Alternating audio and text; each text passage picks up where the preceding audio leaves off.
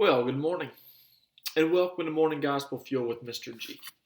It is Saturday, November 7th, the feast day of Saint Willibrord, the patron saint of the Netherlands. In the late 600s, early 700s AD is when he lived, and today's Gospel is from Luke chapter 16, verses 1 through 8. No, that's not right. Luke 16, verses 9 through 15. Let's begin in the name of the Father, Son, and Spirit. Amen. I tell you, make friends for yourselves with dishonest wealth, so that when it fails, you will be welcomed into eternal dwellings. The person who is trustworthy in very small matters is also trustworthy in great ones, and the person who is dishonest in very small matters is also dishonest in great ones. If therefore you are not trustworthy with dishonest wealth, who will trust you with true wealth? If you are not trustworthy with what belongs to another, who will give you what is yours? No servant can serve two masters. He will either hate one and love the other, or be devoted to one and despise the other. You cannot serve both God and mammon. The Pharisees, who loved money, heard all these things and sneered at him.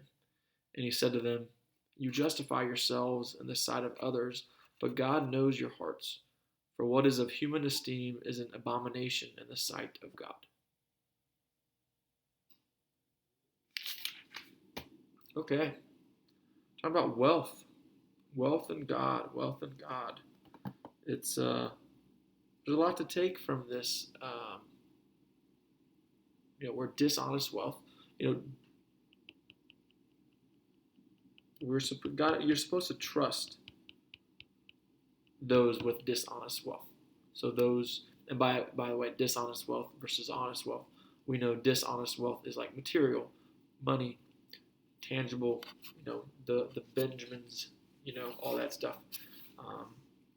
Greed, and then of course we got true wealth. Health, true wealth in our hearts and our souls, of what really produces the most richness. But Jesus is challenging us that we need to be able to trust those with dishonest wealth, because if you can't trust those with dishonest wealth, then how are you supposed to trust those who have true wealth? Which is kind of interesting. So those that have money, and those, we need to trust them so that they can, we trust that they'll spend and do good with it. And then we'll be able to, if we trust that, then we'll be able to trust their hearts. So God, I feel like Jesus is telling us, how we can use human desires and human wants and stuff like that in order to use it to trust each other's hearts, which is the most important. So if people just know that you're going to blow your money left and right, irresponsibly, for your own selfish gain, that demonstrates that you can't really trust them on the inside either, because if that's how they present themselves on the outside, then the inside is probably even more,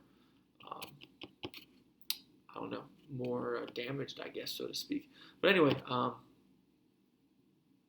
he talks about not becoming slaves to wealth, because if you become a slave to wealth, then you're unable to serve God, because you cannot serve both God and mammon, which is wealth. So it's a very, you can approach this in many different aspects. Especially whenever he talks about the Pharisees, who loved money, and then they automatically sneered at him, and then Jesus goes ahead and refutes that.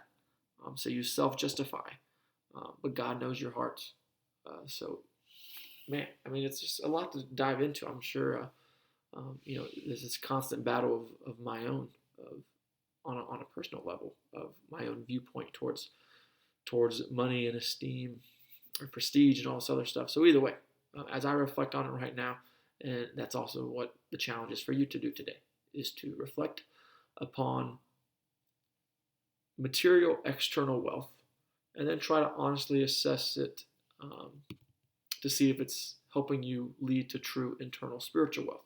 Because we all know we need money, I guess we don't need it, but it's we do kind of need money to support our family and friends.